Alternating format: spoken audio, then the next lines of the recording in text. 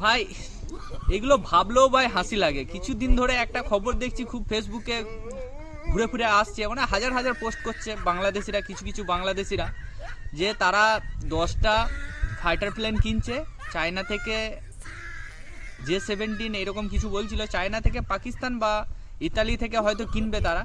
সেই নিয়ে ভাই তাদের কি পোস্ট, সেই পোস্টে তারা বলছে যে দাদাবাবুরা ভয় পাচ্ছে আমরা 10টা ফাইটার প্লেন কিনছি বলে, এরকম নানা রকম পোস্ট। তো তারা বলছে নাকি যে ভারতের সাথে যুদ্ধ করবে পর। ভাই এইটা কি বলবো, এইটা ভেবেই ভাই হাসি পাচ্ছে। ভাই তোরা 10টা ফাইটার প্লেন নিয়ে তোরা বলছিস ভারতের সাথে যুদ্ধ করব।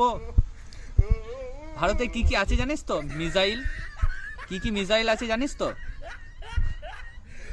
তোদেরকে আর কি বলবো ভাই, এটা মানে তোদের সাথে কোনো রকম এটা নিয়ে তর্ক করাই যায় না। সত্যি ভাই তোরা পারবি।